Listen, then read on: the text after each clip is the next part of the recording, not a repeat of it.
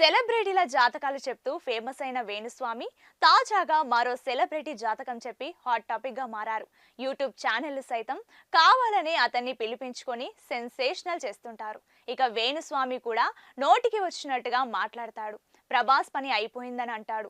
కల్కి హిట్ అయిందంటే అది అమితాబ్ వల్లనే అంటాడు. ఇక ఇప్పుడు అల్లు అర్జున్ సీఎం అవుతాడని అంటున్నాడు. జైలుకు వెళ్లిన వారంతా సీఎంలు అవుతున్నారు కదా అని వేణుస్వామి అంటున్నాడు. ప్రస్తుతం ఈ కామెంట్స్ సోషల్ మీడియాలో వైరల్ గా మారాయి. వేణుస్వామి చెప్పే జాతకాలు ఎలా ఉంటాయో అందరికీ తెలిసిందే. కేవలం సెన్సేషన్ కోసమే కావాలనే ట్రెండింగ్ లో ఉండే సెలబ్రిటీల గురించి జాతకాలు చెప్తుంటాడు.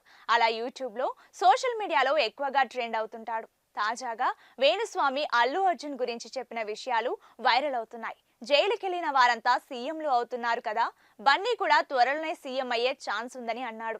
పార్టీ పెడతాడా అని అడిగితే ఖచ్చితంగా పెడతాడు అని జోసెం చెప్తున్నాడు. ఇక వేణుస్వామి చేస్తున్న కామెంట్స్ మీద నెటిజన్లు ట్రోలింగ్ చేస్తున్నారు. జైలుకు వెళ్లిన ప్రతి ఒక్కరూ సీఎం అవుతున్నారా అంటే జానీ మాస్టర్ కూడా సీఎం అవుతాడా, పల్లవి ప్రశాంత్ కూడా అవుతాడా అంటూ ట్రోలింగ్ చేస్తున్నారు.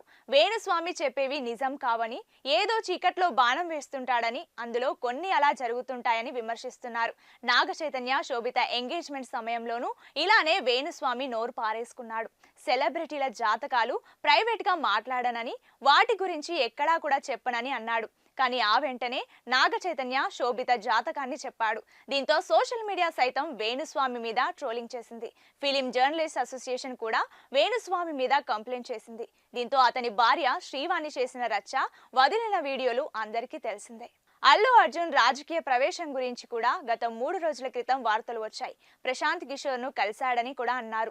అయితే బన్నీ టీం మాత్రం ఆ రూమర్లను ఖండించింది. బన్నీ రాజకీయ ప్రవేశం అనే టాక్ వచ్చినా తర్వాత ఈ అరెస్ట్ జరిగిందంటూ ఇంకొందరు విమర్శలు చేస్తున్నారు.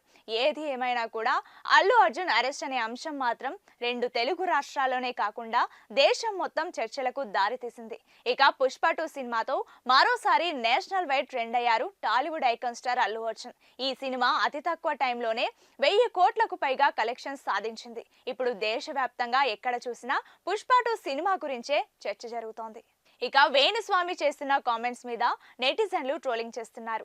జైలుకు వెళ్లిన ప్రతి ఒక్కరూ సీఎం అవుతున్నారా అంటే జానీ మాస్టర్ కూడా సీఎం అవుతాడా, పల్లవి ప్రశాంత్ కూడా అవుతాడా అంటూ ట్రోలింగ్ చేస్తున్నారు. వేణుస్వామి చెప్పేవి నిజం కావని, ఏదో చీకట్లో బాణం వేస్తుంటాడని, అందులో కొన్ని అలా జరుగుతుంటాయని విమర్శిస్తున్నారు. నాగ చైతన్య శోభిత ఎంగేజ్మెంట్ సమయంలోనూ ఇలానే వేణుస్వామి నోరు పారేసుకున్నాడు. సెలబ్రిటీల జాతకాలు ప్రైవేట్ గా మాట్లాడనని, వాటి గురించి ఎక్కడా కూడా చెప్పనని అన్నాడు. కానీ ఆ వెంటనే నాగ చైతన్య శోభిత జాతకాన్ని చెప్పాడు. దీంతో సోషల్ మీడియా సైతం వేణుస్వామి మీద ట్రోలింగ్ చేసింది. ఫిలిం జర్నలిస్ట్ అసోసియేషన్ కూడా వేణుస్వామి మీద కంప్లైంట్ చేసింది. దీంతో అతని భార్య శ్రీవాణి చేసిన రచ్చ, వదిలిన వీడియోలు అందరికీ తెలిసిందే. అల్లు అర్జున్ రాజకీయ ప్రవేశం గురించి కూడా గత 3 రోజుల క్రితం వార్తలు వచ్చాయి. ప్రశాంత్ కిషోర్ ను కలిశాడని కూడా అన్నారు.